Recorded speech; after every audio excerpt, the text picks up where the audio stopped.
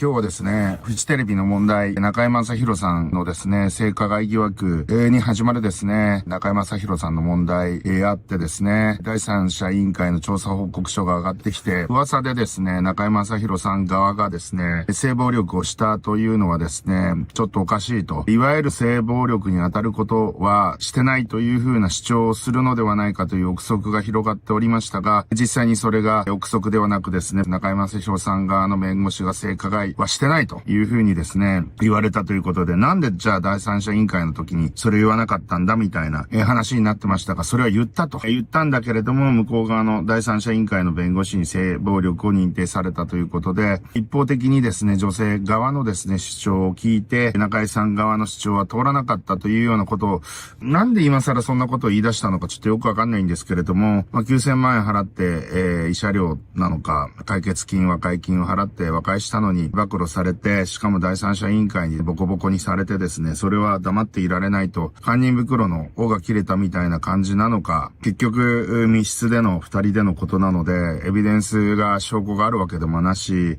言った言わないの話になっているでしょうということで、ただ今回の件、少なくとも刑事事件化されているような案件でもないですし、警察に被害届を出すような案件ではないのかなと。もしそういうそのレベルのことがされているのであればですね、当然被害届を出されているであろうし、起訴されるか不起訴になるかは別としてですね、そういったことになっていたんじゃないかなというふうに思いますが、弁護士レベルの言った言わないの話で言うと、お互い基本的にはですね、主張が平行線になります。基本的には。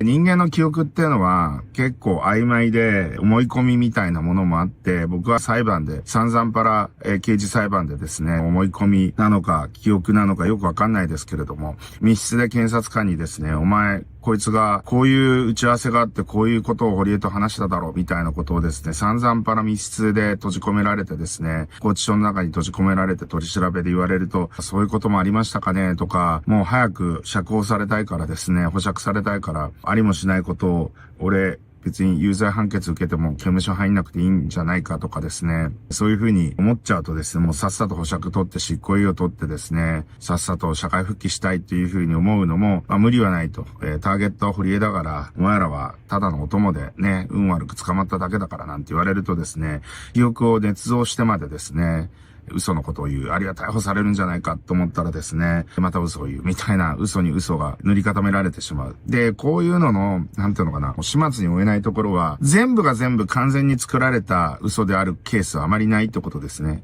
なので、おそらく何らかの性行為をしたんでしょうよ。なんですけれども、それがどういう形だったのか、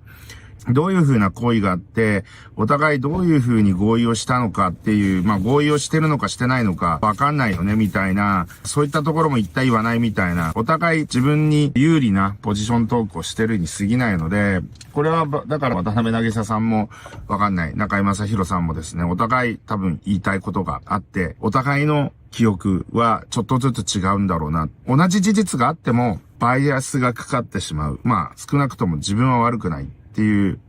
自分は悪くない、相手が悪いんだっていう風に思ってしまうバイアスがかかってしまう。これはもう致し方ないことなので、逆にだから弁護士さんを通じて、俺は性暴力してないっていう風に言うことにどれだけ意味があるのか、ちょっと僕はよくわかんないですけど、もう9000万円払って、これだけ第三者委員会でもボコボコにされて、もう復帰できないというような状況に追い込まれている状況でですね、どうなんでしょうか。自分たちのファンに俺は悪くないっていう風に言うのか、言ったところで多分自分の気持ちの問題なのかなっていうふうには思いますね。このような状況でこれを言ったところで中居さんはタレント復帰あるいはね、ネット配信でもね、松本人志さんみたいに復帰できるかっていうとなかなかちょっと微妙なのかなっていう感じはしてますね。ということで中居正広さんの釈明について、解説しました。いってらっしゃい。